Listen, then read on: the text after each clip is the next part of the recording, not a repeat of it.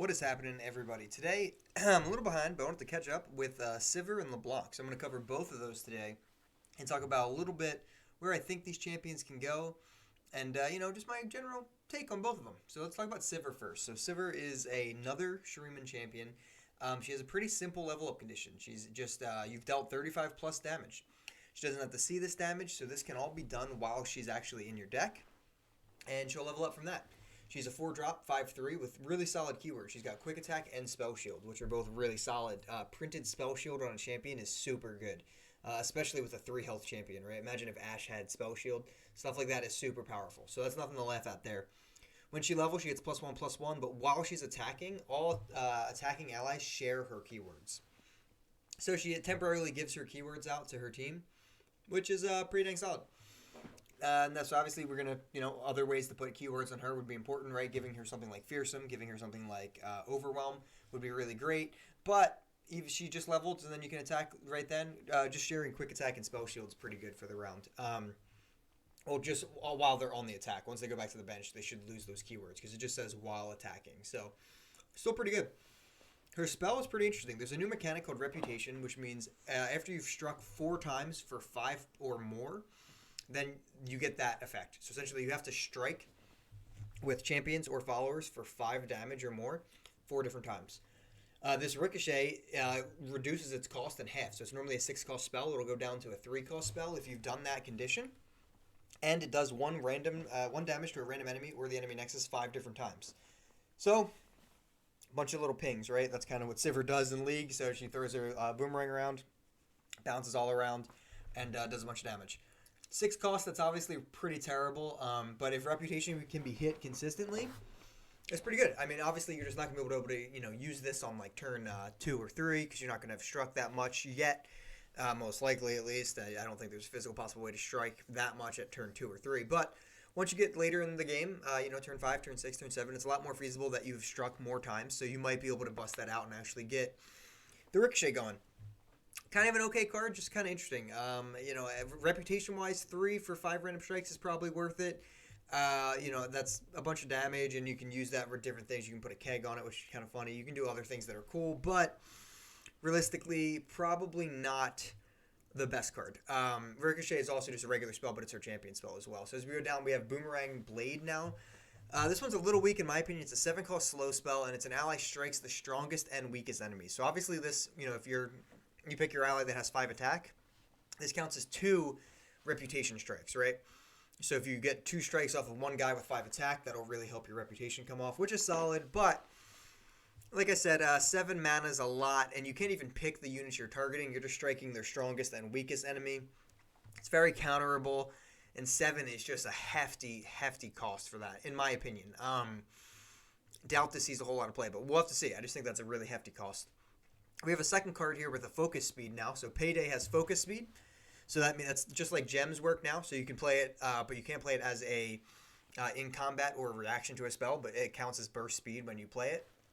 We have to do it essentially not in combat or as a reaction. It's 2 mana. It creates 1 Lucky Find. A Lucky Find, skipping over all the way to the right here, is a fleeting focus spell as well. And you pick a buff among 3 to grant any ally. So an important thing there is grant. So you will be able to permanently give them a buff. So let's look at some of these buffs. Obviously you see Challenger, Spell Shield, Fearsome, +2/+0, +1/+1, Quick Attack, +0/+2, Tough, Overwhelm, and that's actually the last one there at Overwhelm.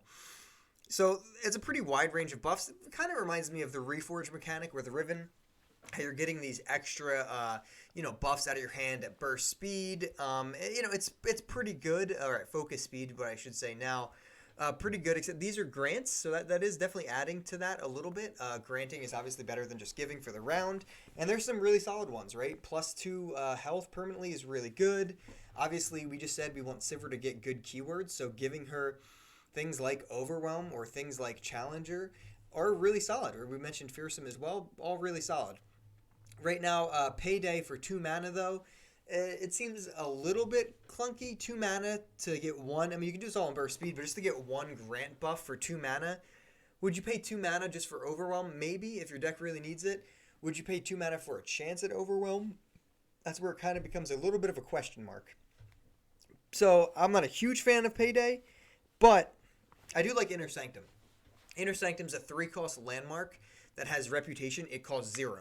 So again, Reputation, if you struck with 5 attack units 4 different times, then it costs 0. So it's free and has countdown 1, so it'll take 1 turn to tick off, but then you'll create 2 of these lucky finds. I think that's got a lot of value there. Getting these things, it will be obviously delayed, but ideally getting them for free later in the game is a lot better than paying 2 and another slot in your deck for Payday. And again, we went through, there's so many different variations. If you really need Fearsome or Overwhelmed to get you where you want to go, a little risky just running 1. If you get 2 lucky finds, you have a lot better chance of getting one of the important keywords. So Inner Sanctum looks appetizing to me. Payday does not look that great. Down here, there's some really fun cards. This is where I want to talk about a little bit longer, too, because this stuff seems awesome. So Walking Sands is summon a Sandstone Charger. So it's a 2-mana slow spell, and you summon one of these 2-drops that are a 5/2 and ephemeral. So here we start getting a little bit of the ephemeral love that we're getting, and we even got more of those reveals recently. I'm recording this before Azir dropped. So if you're watching it when Azir dropped, he is most likely bringing some more Sand Soldier stuff, but this is still, it's kind of a lot like a Hecarim spell, right? 2 mana, you get 2 2s, but this gives you 1 5/2 at ephemeral. Spell never saw a whole lot of love before, but we don't know exactly what Azir does yet, and he really might be full-blown ephemeral, so I love ephemeral. It's an archetype that's really close to my heart, so I really think it's really cool. I'm not sure if 2 mana for just summoning one of these is going to be worth it or not, but we'll have to see. Sandswept Tome is pretty neat. It's a 5-cost landmark, but when allies attack, every time you attack with an ally, you get to summon a free Sandstone Charger. So it kind of works like a shark, right? Like the Shark Chariots, you're attacking. If as long as you attack with ephemeral unit for sharks, you get a shark. Well, this is just as long as you're attacking, you get a free 5/2 at the back end. They got to chump block that because 5 damage is the 4th of their Nexus, so it really creates situations where you're putting pressure on. Landmark cost 5, though. 5 is a hefty price for this landmark for sure, but consistently every turn getting a Sandstone Charger every time you attack, or if you can attack twice in one round, getting 2 of these on both different attacks, I'm going to be playing around with this one for sure. This sounds like a blast. Then we got some really beefy units here at the bottom. We got the Callous Bone Crusher, and she's a 4-drop 6/3, which is interesting stats for a 4-drop. And she also has Reputation. She only costs 2. So later in the game, if you are running her, you might be able to drop her just for 2 mana. At a 6/3, that's super solid. But again, a 6/3 is very susceptible to removal, and it doesn't have Overwhelm printed. But if you're using these keywords, maybe it's a very decently statted unit. It's just like a little bit awkward. Maybe in a full-blown Reputation deck, you want to run it because you can drop it late in the game for 2. And that might be it. Ruin Runner, however, everyone's pretty hyped on Ruin Runner here. This is a 5-drop 6/4, but its keywords are where the money is, and it's Overwhelm and Spell Shield. So those keywords are really strong. Again, this is 2 units with printed Spell Shield here, so it's really, really good. This thing having Overwhelm is really solid for the Overwhelm archetype. So if you want to run the Decisive Maneuver, or even just run a Shurima Freljord deck, we've already seen a lot of Overwhelm in Shurima with Renekton and all that package. So if you want to run something along those lines, she might definitely find a spot. 6 attack for 5 is pretty solid. 4 health is low. She'll probably die on that trade. But they can't just silence her or remove her right away because she does have Spell Shield. And if you're casting Decisive Mover on the target that she is blocking, that's blocking against her, then she's going to live through that and deal a ton of damage. So Ruin Runner could be really solid. When we go up here, we get LeBlanc. LeBlanc's been a little bit... I'm going to cover this one as well here because, it also fits into the Reputation. And they're clearly 2 champions that are kind of meant for each other as far as mechanics go. And this one's gotten a little bit of hate, but I think she's kind of interesting. She's a 3-drop 5/2, which is beefy stats. And she has Quick Attack. That's all pretty good. Other than the fact that she can die from a Mystic Shot. But it's still pretty good.